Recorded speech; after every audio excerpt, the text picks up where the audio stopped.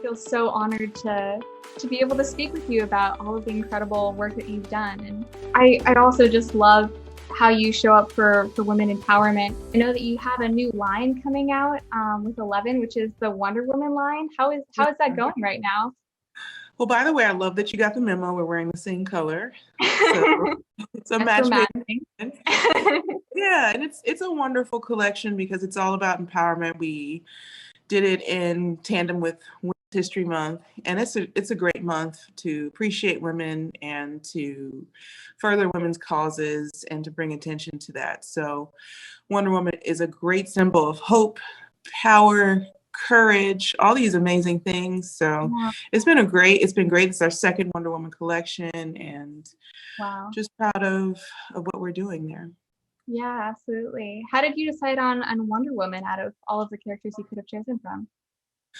To be honest, my agent, he said, hey, listen, we have this opportunity to work with Warner Brothers and the DC Comics. I said, set this meeting up now. I love comics. I know everything about the Justice League.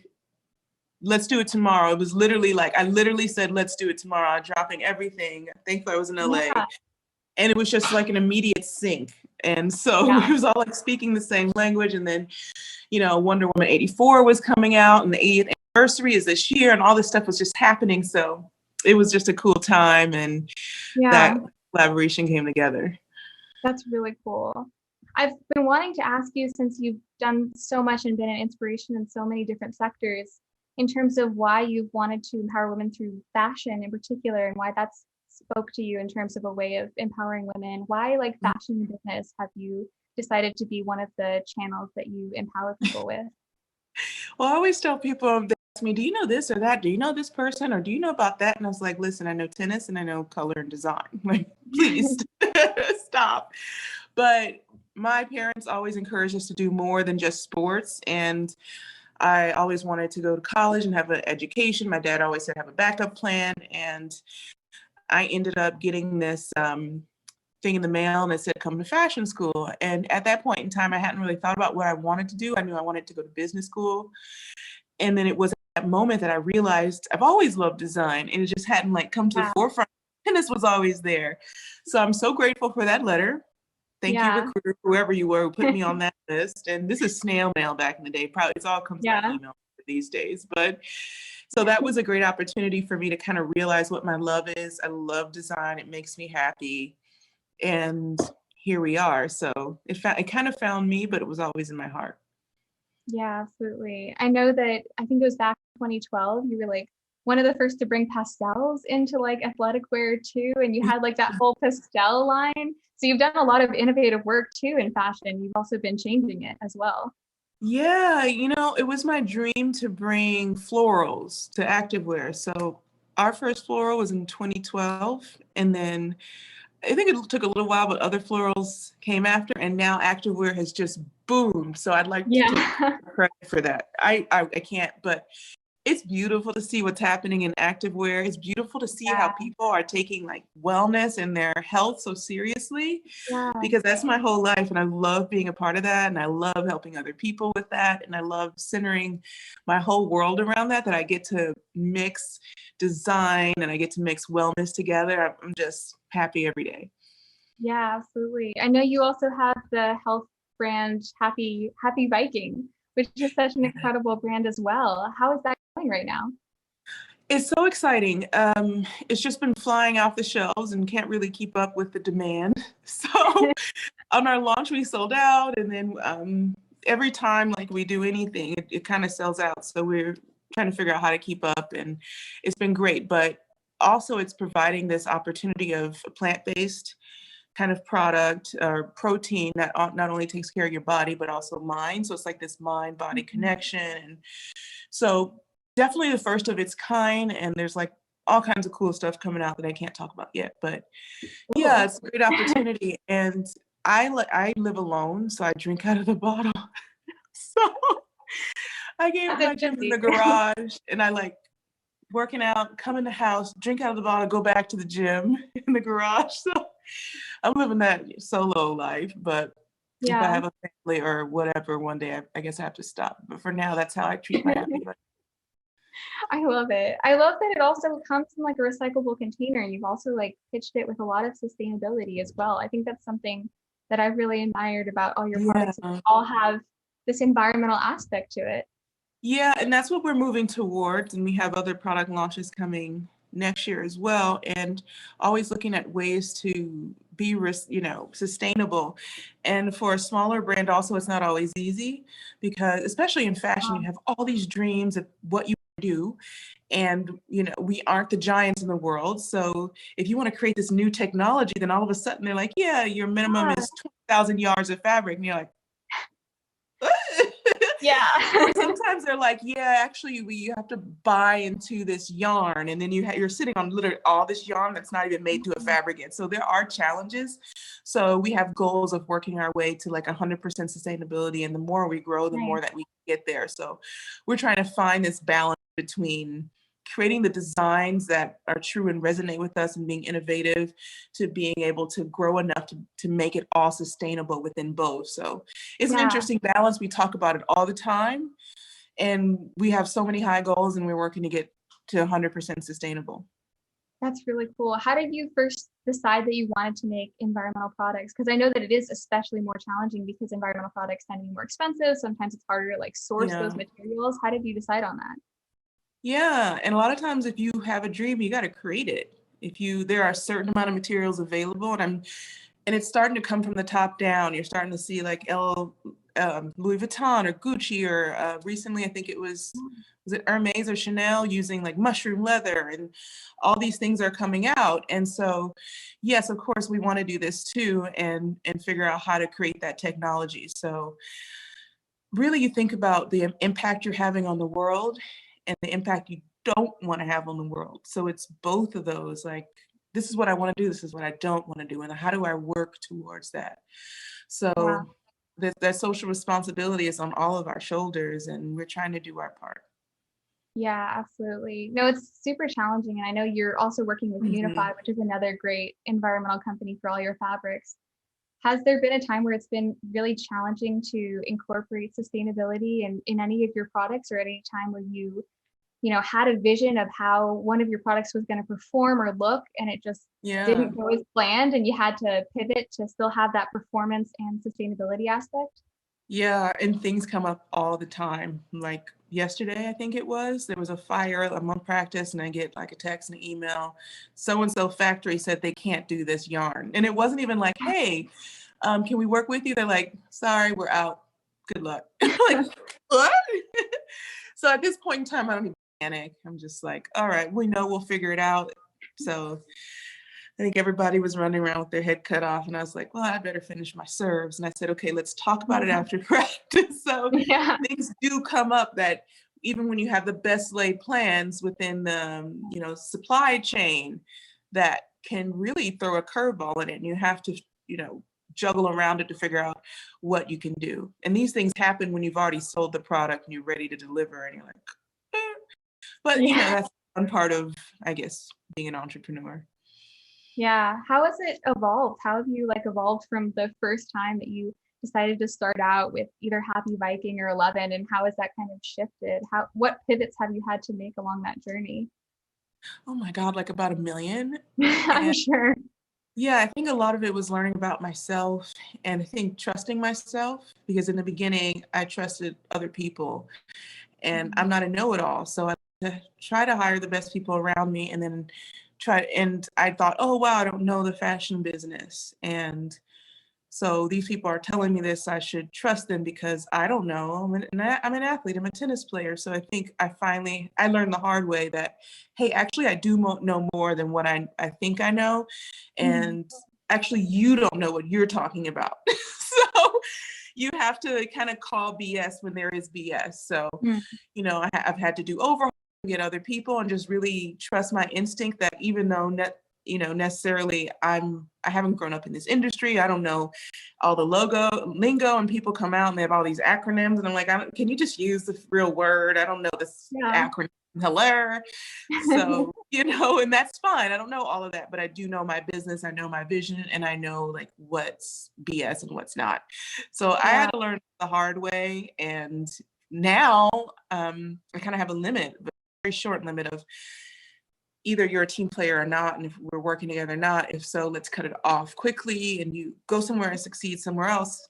But if it's not happening here, it's not good for either one of us. So there were some tough lessons along the way. And so that's what I learned about myself, and just also leading with the truth. And sometimes the truth hurts. And I don't know if men have this experience, but I think a lot of times with women, we don't want to hurt anyone's feelings and we want to be nice and we're avoiding confrontation, whatever that is. Yeah. But if it's the truth, it can be said in a nice way. It doesn't have to be mean, but it is the truth. So feedback is crucial. And even if that feedback isn't what someone wants to hear, even what you want to say, if you avoid it, it's going to take its toll on you mentally and emotionally. You're going to be angry, you're going to be carrying it around. The work's not going to go well. There's so many dominoes that happen afterwards. So I'm continually working on saying my truth as soon as possible. I think it's easier with some team members than others, so trying to deal with different personalities and still find the positive in those truths. And it's a challenge for me. And so that's something I'm working on as well. Yeah. What is your advice for a lot of young women starting out in business to approach it from that kind of mindset, or learn from your experience in that way? Yeah, learn from my experiences. Always tell the truth right away. And sometimes that truth can be no, saying no. Sometimes that truth can be like, actually, I don't agree with you. And you didn't actually do this on time. And this is actually an excuse or whatever it is. To help you and to help that person, or to help them find their right place, and it may not be with you. So whatever that truth is, and just not being afraid to say no, and just owning your own power, and knowing that you know your vision, and if you don't, bringing people on that really do. Yeah, absolutely. You've also stepped out with a lot of the traditional styles and ways of conducting business in athletic wear. What has inspired you to kind of have that confidence to say your truth and do exactly what it is that you want to do in your own business? I think I'm still developing that, and I think it's still coming along. And for us, this spring is still unfolding, and it just gets better. And fall is like knockout. And then next spring, we were just doing product fittings on, and literally my eyes were bugging out, from going from the drawing to actually seeing it. And you're like, wow, I could have never imagined this. And so using new materials. So I feel like we're on the forefront of using this kind of new material in active wear that's maybe been used perhaps in ready to wear. But so that's really cool too. And I have a lot more dreams, and also building out my team to people who can actually handle my dreams as well, because you do run into people and you have this dream, but then they aren't necessarily able to execute it. So getting the right team members on that can also help you, because you can't do it alone. So I may have an idea, but if the right team isn't there to execute it, if it falls in the cracks or whatever it is, then we aren't able to do the best thing together. So that's been interesting, and I'm just so excited. Yeah, absolutely. I know that talking with a lot of environmental businesses, the biggest thing I say is building the right team that actually has the same mission as the CEO. How have you built a team like that? I've God blessed us. Trial and error, making mistakes. I don't think you always have to make those mistakes, but I think you have to trust your instinct, trust your intuition, and trust. If you can't do that, trust the results. So for me, you give a timeline, and if those results are met or not, that's when you know. And sometimes you can see the writing on the wall. If it's happening kind of along the way, that's when maybe you don't have the wrong routine or team, or you have to pivot on the idea. Something's got to give, so you got to figure out where that chink is falling. So I have the best team now, and they probably work too hard. So I'm gotta slow down. Like you. They're awesome, and I don't think I've met a lot of people who could outwork me, but I feel like I've met my match. So that in itself is incredible, and just as passionate, and they love what they do, and they love working with me, and I love working with them, to the point where I dream about these people. It's crazy. And I'm that's when you've met the right ones, when you just sink to that degree where you appreciate and literally love them so much that they come into your dreams. And so I have found that kind of team on and off the court, actually. And that's when if you're kind of oh, I gotta talk to this person, and you're kind of looking forward to the weekend, that's when might not be right. Yeah. How do I you don't know if find you've those? had that experience, but like, oh, can't wait for the Yeah. weekend. I love the weekend anyway, but yeah. Yeah, no, absolutely. I always seek out people who would be great supporters and are totally on board with my mission and don't really bother, even if someone's really cool, if, don't bother with people who don't share that mission for sure. How do you Mhm. find people that are really great supporters and cheerleaders of your mission? Thanks. Interviewing the right way, asking the right questions. I love people who have a sports background too. So that's kind of one of my questions too. Have you pursued anything that required discipline, focus? So whether it's sports, whether it's dance, which I think is the ultimate sport, music, an instrument, those along those lines where it requires that discipline and that patience and failing along the way. I asked that too. Have you pursued anything to that degree? So there are a few questions that I do ask, and those are interesting. And questions too, like, baiting someone. Do they talk about their other teams in a bad way? Just to see, what comes out when you push them a little bit. So the interview process is extremely important, and of course, references are extremely important too. Yeah, absolutely. What are you most excited about for your 11 and Happy Viking brands? What am I most excited about? I would say more than anything is just helping people to be well. That's definitely a passion of mine because in my own life, I've had moments where I wasn't well, Mhm. and everyone's had those moments and they're challenging. And when you're not well in any sort of way, physically, mentally, emotionally, it's very difficult to succeed. It's very difficult to be happy. It's very difficult to live your dream. It's difficult to help others. So when you're not well, it's just hard to help yourself and help the world. So for Yeah, us, collectively, through movement, through thought, through how you fuel your body, those things all create long-term wellness. So ultimately, that's my dream, is to help people to be well and have some fun along. So yeah, yeah, that's it. Of course, yeah, though, I've gotta throw in design too, because I'm constantly like dreaming and figuring out how I can push the envelope and still, you know, be acceptable. So I do love that part too, just like the best design. It like makes my heart literally like. I was watching the last show. It was Virgil for the men's collection for Louis Vuitton, and like I almost cried. Like my eyes were watering. Like it was so like design really moves me. So you got to find what you love. I was like, it was so amazing. And I was like, I've got to be better, have to be better designer. Like I have to do more, better ideas. And I was like, so it was so cool to be inspired like that. And yeah, I love that part.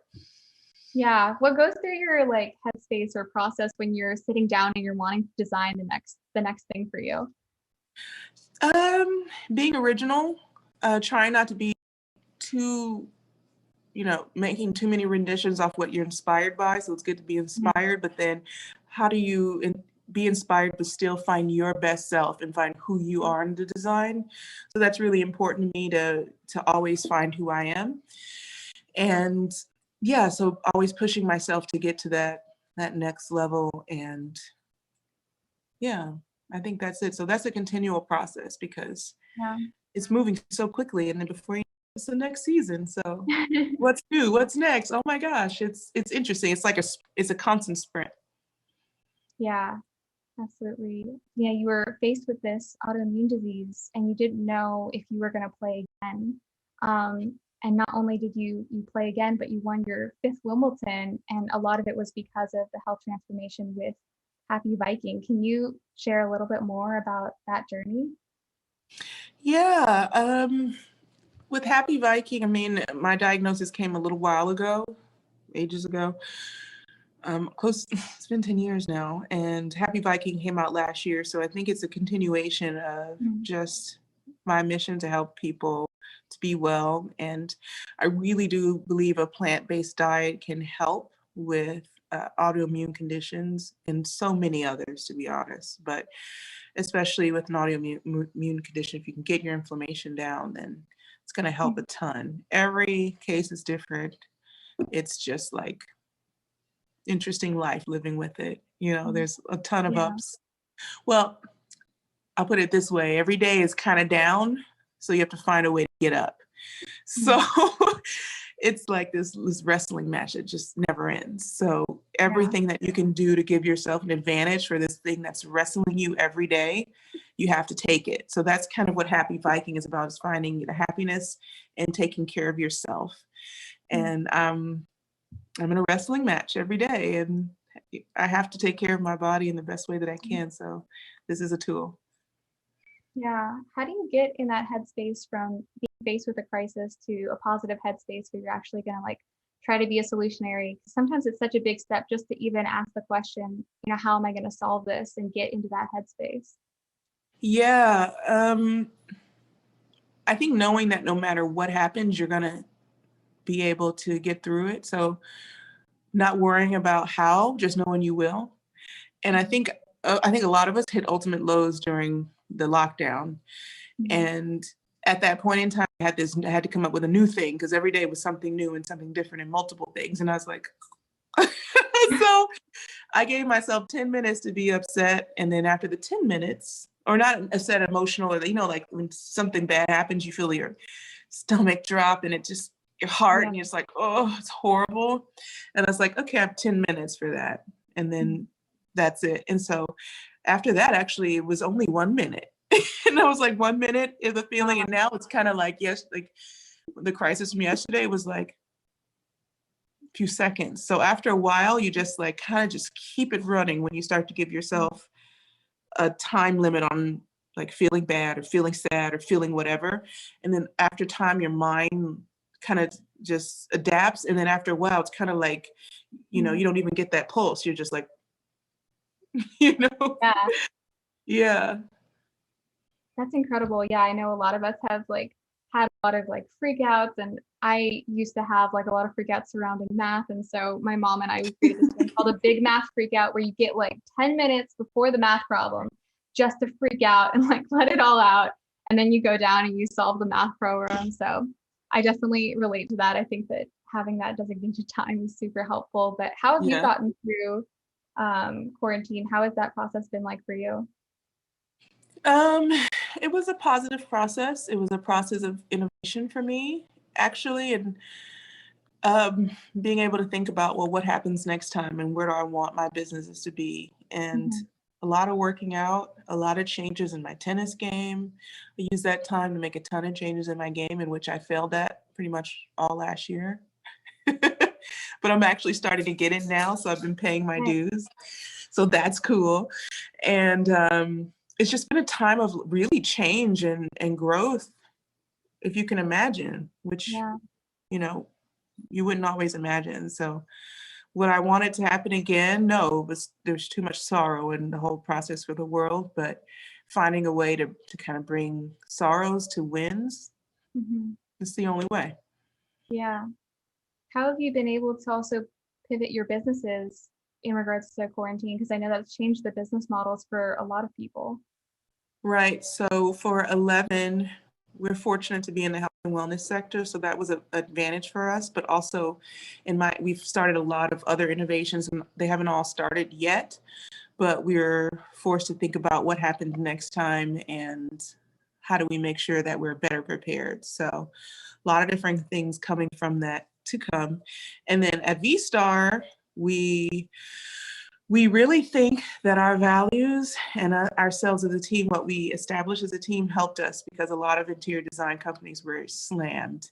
We kept hearing all Yeah. our colleagues were just struggling to keep the lights on, letting people go, taking on work that they normally wouldn't take on, just trying to survive. And we were fine. We are like, ooh. So we like to think it was because of one, being diverse, because I actually kind of pivoted the company to commercial work Mm. back when the bubble hit, like in 2008 or so. So our goal was to be diverse, so whatever happened, we could survive it. And so that helped us like to keep going. And then what we built as a team and focusing on our values and having the right team in place really helped us to survive that. So we definitely had some preventative measures going on there and like working on making sure that happens over at 11 too. Yeah, absolutely. I'm sure you've had to do a lot of pivots over that time and not just quarantine, what have been some of the other pivots that you've had to work on with your businesses? There were definitely transitions with team members, and that's so hard because you really do love them as people, Mhm. and you can't always continue the professional relationship, and it usually, in my case, always hurts the personal relationship. So, that's been tough. That's been tough because I really care about people, and I Mhm. want them to do well, and so they find their place in life, I think. And I think in the end, they're happier for it because then they're able to find a place that really works for them. And the same thing for us, we're able to find a better fit for us. So it's just always like the first part that's super, super hard for Yeah, both sides. So that itself is really tough, but when you come through it, you really start to shine. So I think that was the hardest part, yeah. And then there's just been quite a lot of that. So yeah, not on purpose, not because of COVID, but because it already needed to happen, and it just so happened at that time. yeah, And then sometimes people, I don't know, things just change in their lives too, where the role just doesn't work for them anymore either, and yeah, those things happen. yeah. What has been your advice for really looking at people and trying to figure out how you can still maintain some of that personal and professional relationship? Or have you just kind of pivoted to changing the teams to be kind of more professional in that way? Um, I think it's just setting the standards. So we've really worked on our values and we've been driven by our values. So in the first interview, we're like, this is who we are, this is who we stand for. We're a values-led organization and we actually live up to them. We talk about them all the time. And we do work to maintain them. We have a program. And so then you find out right away if they aren't gonna be able to fit in there, if somehow they sneak through the interview process. They usually don't anymore, or since we started that, to be honest. And the right people really, really love that because when Mhm. you stick to your word, you do. And so we all hold each other accountable to that. So that's been super, super helpful, to be honest. Yeah. I also wanted to ask you as one of my last questions, because all of your businesses are so mission driven. And I know a lot of people that I've been speaking to on the podcast are also in mission driven companies. A lot of them struggle with bringing that mission to their team. You have reef safe lotion, you have all of these ingredients that are environmental, but they're also top performance for athletes. And so it really translates to each and every one of those products. Um, do you have any advice for them as to how can you think about bringing that mission and then actually making it into products Yeah. that deliver those values? Yeah, first of all, I would say definitely don't innovate or design in a bubble. Okay. Definitely go ahead, and if you have an idea, a lot of times as a founder, you might have an idea, but it might not be the right idea. So Mhm. have people around you, whether it's your team or advisors or whoever it might be, really think about your product and whether or not it has longevity, whether or not it um, kind of answers that, fills a void, makes a new product better, all of those different things, whether or not you can build around it in the future. Mhm. Those are all super important. And I've had ideas that got knocked down, but it was what it was, you know? Yeah. And then the next one came in my dreams the next day. So kind of having that accountability, you've got to have that sort of safety in your team, that Mhm. psychological safety that people can speak and you've empowered them to do so. So in order to get to that place, you have to kind of back up and give people that psychological safety. So thankfully my teams do have that and they can speak to me and they can give me pushback and sometimes, and that's not bad to be able to have that constructive conflict where people can speak and get through it, and then through that you get the best ideas. So creating that space for that really helps. And yeah, I would just go from there. And if you aren't, then you might need to think about, what your core product is and just continue to innovate and pivot. Yeah.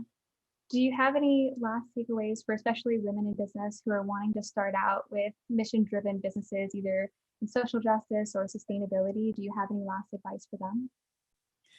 I would say do something you're passionate about because even with the best ideas, it's a ton of work and there's stuff that just comes up and you're Okay. going to have to work through it. And if you really don't love it, then it's going to be challenging to find that to continue on a daily basis. So sometimes you find love in the weirdest things, or sometimes you may not even love the idea as much as you just love the opportunity to, it's got to be some sort of love at somewhere in that chain, you know, so find the love and then go from there. And if it doesn't work out, that's okay too. Find something else you love. Yeah.